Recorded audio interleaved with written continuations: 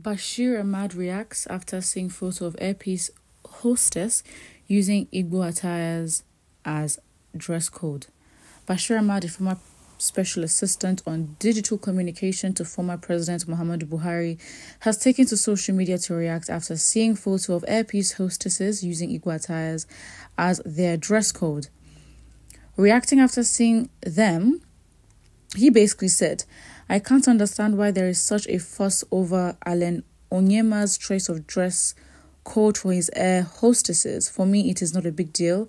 Airpiece is not a Nigerian airline, so the owner has the right to select the attire that is suitable for his business." Very interesting. So the tweet from Bashir Ahmad reacting after seeing the photos has attracted reactions from Nigerians and social media users, as some have said that Nigerians will always find something to talk about, while some have also admired the hostesses' attires. And I'll just read some of Nigerians' comments on this. First, if you are angry, acquire your own airline and give the cabin crew your native wear as the dress code. I think something that I need to clarify, because in Bashir Ahmad's tweet, he did say that that Airpiece is not a Nigerian business. Let me see who owns it, because that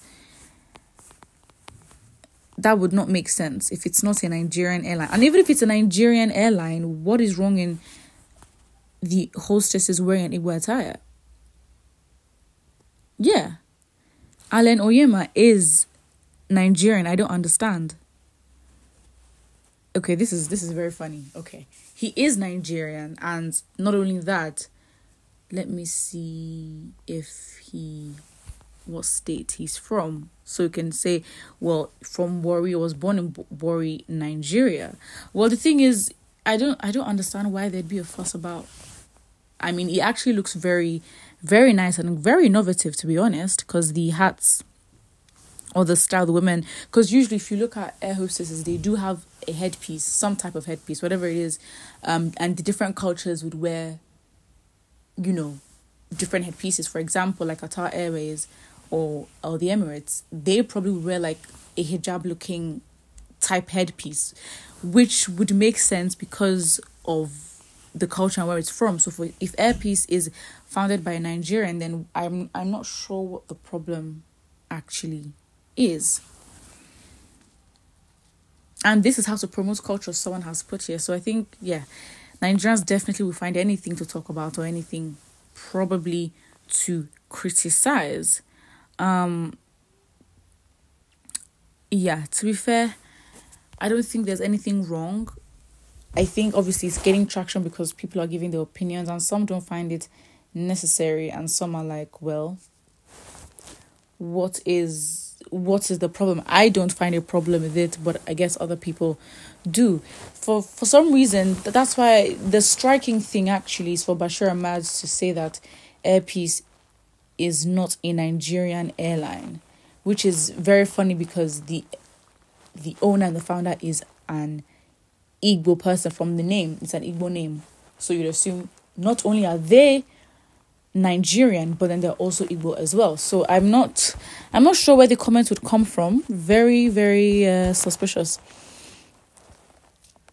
Wait, so they should not wear an Igbo attire, but you'll be happy seeing them wear a white man's attire. I mean, to be fair, if you look at how the world has been so far, like most people, if you're talking about corporate wear, if you're talking about business wears, it is very much, you can say English or again describe it as white. But I don't understand come on. This is very petty. Literally, from Peter Obi to Airpiece hostess. And I think, as I've said before, not only does the message matter, but the messenger as well, and the intentions and objectives of the messenger. Because this person's literally put it in this way. From Peter Obi, topic to Airpiece hostesses attire, leave Igbo people alone.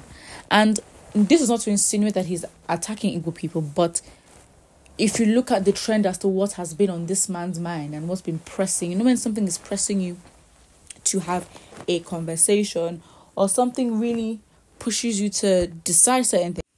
Another comment here says, I so much like the attire.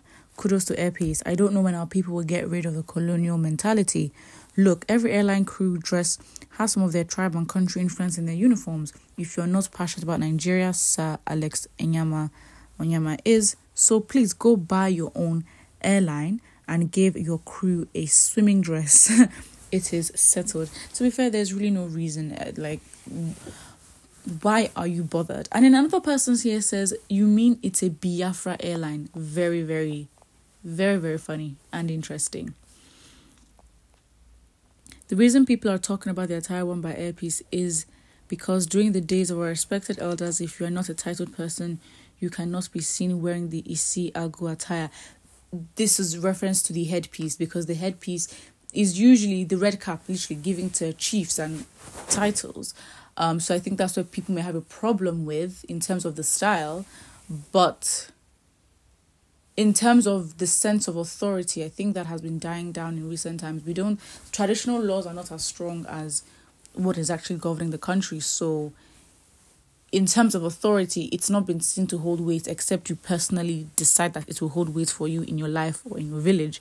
If not, it's the thing. So in fact, it would be Igbo people who, for example, should come out, and if they have a problem with it and the attire, should say, actually, this is not right. But to be fair, all the comments and everything else, they don't look like reasonable comments, to be fair.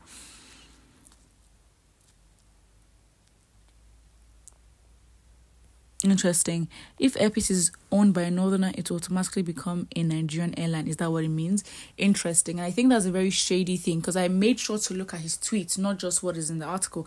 Look at his tweets and say he actually meant and did say that Airpeace is not a Nigerian airline, which, I mean, it's a lot of shade there. But I think, and don't forget to like and subscribe.